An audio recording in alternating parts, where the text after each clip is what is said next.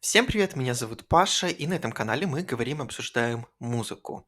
Вышел новый альбом Coldplay после 2 лет перерыва. Команда вернулась с новым альбомом, который называется Music of the Spheres. И я решил, что в целом я люблю Coldplay, очень хорошо к ним отношусь, был на их шоу, я считаю, что это самое красивое шоу, которое я видел в своей жизни на данный момент.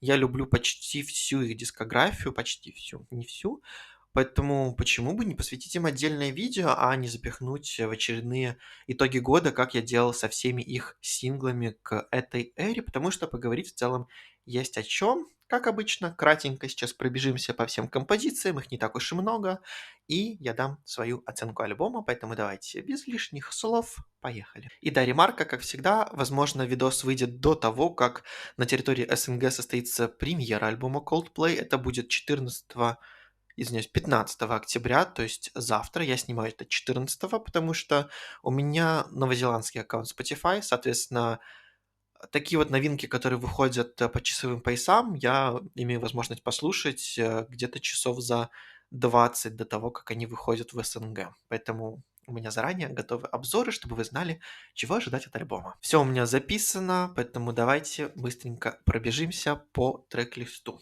Итак, открывает альбом, собственно, обычная, ничем не примечательная интерлюдия, которая так и называется Music of the Spheres, как и название альбома. Второй композицией идет лид-сингл альбома под названием Higher Power. Я говорил об этой песне в одном из роликов кратко, где я подводил итоги, я оставлю обязательно ссылочку.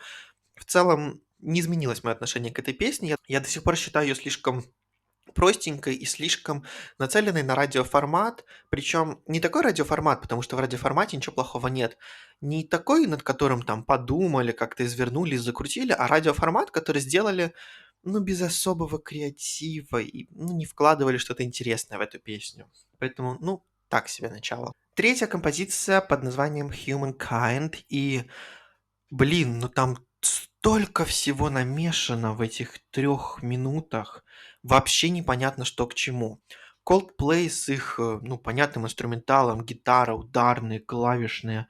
Очень такое, знаете, пафосное вступление, а чуть ли там не Абба из 70-х. Голоса пришельцев в начале. Ну, такие, знаете, выведены на pitch, контроль высокий. Kanye West так любит делать. Очень сильный инструментал на припевах. И все это вместе, ну, знаете, как любят говорить, too much. Вот, ну, тут так и есть. Соответственно, песня просто не складывается во что-то одно единое. То есть она вот прям начинается и заканчивается как какие-то абсолютно разные композиции, поэтому не очень понятно мне, что они хотели сказать. Четвертое Ellen Choir, и у нас снова интерлюдия.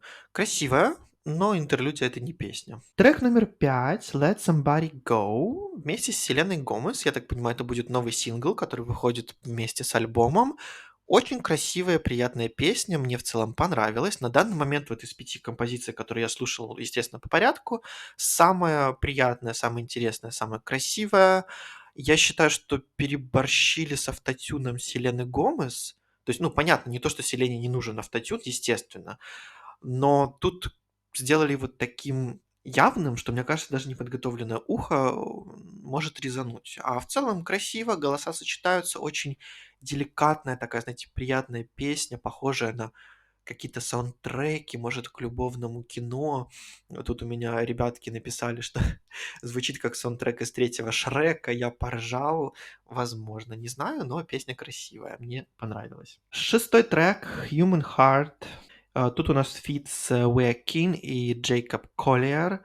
И тема композиции интересная. Она про сердце, она про чувства. Первый куплет говорит о мальчиках, которые должны быть мужчинами, не показывать свои чувства, знаете, вот эмоции, что вот общество на это их настраивает, и что из-за этого там сердце умирает. Во втором куплете про девушек то же самое, что их там учат быть покорными, и вот все такое. И в целом это интересно, но вот знаете, такое камерное звучание композиции немножко выбивается, во-первых, конечно, из тематики альбома и заставляет как-то себя неловко почувствовать, потому что в этой композиции вообще нет музыки, то есть она абсолютно акапельная.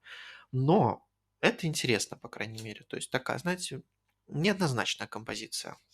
Седьмой у нас идет композиция People of the Pride. Инструментал "Огнище". Мне прям очень понравилось. Супер. Хотя звучит, конечно, ну, знаете, как очень похожая на много других вещей, но it's okay. Композиция довольно агрессивная и не свойственна этому альбому уже в целом, даже если говоря. Но при этом она выделяется, она цепляет за слух, и она запоминается. Это важное качество для этого альбома, потому что других композиций, которые прям запомнятся, тут, ну, фактически нет. Но знаете, при этом такую же песню могли спеть и Imagine Dragons на своем новом альбоме Mercury, и никто бы не заметил разницы. Восьмая композиция Beautiful, написанная с ошибками, это так важно. Кто поет первую половину песни детским голосом, ну, явно затюненным, вообще непонятно. Зачем это сделано, тоже не очень понятно. В чем смысл композиции, я не понял. Поэтому я даже не знаю, что про нее рассказать. Девятая у нас опять интерлюдия Music of the Spheres, часть 2. И это, кстати, интерлюдия, которая, в отличие от первых двух, весьма плохая. Непонятно к чему, непонятно о чем. Она не связывается с прошлой композицией, она не вяжется с следующей композицией. Зачем? Десятой композицией идет, собственно, главный хит альбома, которым явно и останется, потому что это коллаба с BTS под названием My Universe. Я тоже говорил об этой песне в рубрике кратко, тоже оставлю ссылку. В целом, песня такая типичная радиофрендли частушка от Coldplay. Не добавляют BTS там ничего ни хорошего, ни плохого, вот как бы есть и есть. Поэтому как композиция она довольно посредственная. 11 у нас Infinity Sign. Это композиция, в которой нет Coldplay, ну, собственно, нет слов. То есть тут просто инструментал, как бы прикольно, но такие композиции добавляют в альбомы, где, ну, там, 16 песен, 18 песен. Ну, то есть, знаете, когда их много, есть из чего выбирать, и это такой, знаете, переходный момент, который что-то заполняет, что-то дополняет. Тут как бы, ну, альбом-то коротенький, песня, которая, ну, как бы не песня, а просто мелодия, ну, окей. И, собственно, финальная, 12-я композиция, это «Coloratura». А, Идет этот трек 10 минут, и он феноменальный, потрясающе великолепный, интересный, сложный, длинный, очень необычный. Я обожаю такие вот, знаете, сложные композиции по своей структуре. Здорово звучит. Это абсолютно лучший трек на альбоме. Вот такие эксперименты это здорово, это классно, это то, что я очень ценю и хвалю. И как бы альбом имеет право на существование, наверное, ради этой песни разве что. Но об этом давайте в выводах и, собственно, уже к ним, потому что все на этом альбом закончился. Ну и что по выводам в целом? Первый такой важный пункт, который я бы хотел сказать, это то, что, по-моему, Coldplay нас немножко решили обмануть, потому что давайте вот чисто факты. На альбоме 12 треков. Это стандартная длина альбома в целом была бы, если бы не 3 интерлюдия, которые не считаются треками. То есть отнимаем их, получается 9 композиций. Одна из композиций без слов, то есть по сути это, ну, такая песня, но не песня. Минус она, мы получаем полноценных 8 треков на альбоме. Маловато, не правда ли? Альбом идет 41 минуту. В целом, ну, якобы стандартно.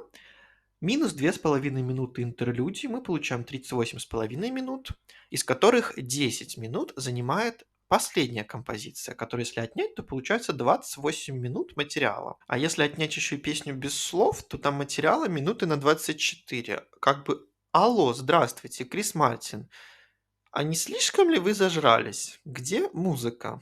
В целом, мне кажется, что альбом сыроват и как-то не до конца продуман. То есть они придумали эстетику, они придумали тему альбома, они придумали концепт, но почему-то они не додумали, как его красиво, правильно, понятно для нас и для всех остальных реализовать. Единственный плюс всех композиций этого альбома, абсолютно всех композиций этого альбома, это Макс Мартин, потому что не знаю каким образом, но Coldplay привлекли Макса Мартина делать абсолютно каждую песню на этом альбоме. Макс Мартин, естественно, гений своего дела, поэтому в целом на каждой песне инструментал либо адекватно хороший, либо крутой. Но при этом что делал Крис Мартин, который должен был написать к этому хорошие тексты, продумать концепцию, проставить количество треков и что-то вообще сделать классное, интересное? Ну вот не знаю, как бы на Максе Мартине работа не заканчивается. Артист тоже должен работать и работать круто. Тут я этого не вижу. Наверное, что они хотели сделать этим альбомом, это некую грань перемещения между своими двумя прошлыми пластинками. Это последняя Everyday Life, которая была довольно концептуальная, вдохновленная Востоком. Мне, допустим, очень нравится этот альбом. Он у меня вошел в тройку, по-моему, лучших 2019 года. И их предыдущий альбом — это A Head Full of Dreams, которая такая, знаете, попсовая для стадионов, без, ну, каких-то суперинтересных композиций. И вот они как-то попытались это все смешать, и у них не получилось.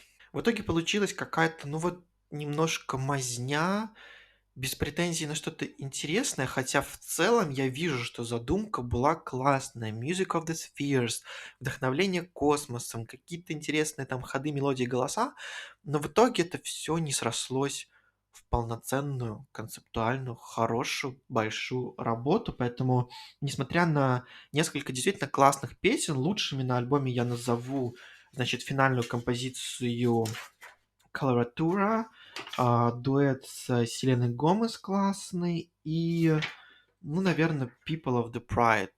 Все остальное абсолютно песни, которые хочется скипнуть и больше не возвращаться к ним. Поэтому, если честно, как альбом, он меня разочаровал, и моя оценка ему 5.9 из 10. Вот такие вот у меня мысли по поводу нового альбома Coldplay. Те, кто решат его послушать или просто заглянули на мой обзор, пишите, как вам этот альбом, что вы от него ждали или ничего не ждали, что получили, как вам дуэт с Селеной Гомес, как вам их дуэт с BTS, потому что понятно, что фан-база BTS очень большая, поэтому трек продвигался ярко. И что вообще, как думаете о Coldplay и как вам их, естественно, новый альбом? Мне было бы очень интересно почитать. А у меня на этом все. Всем спасибо за просмотр. Всем пока.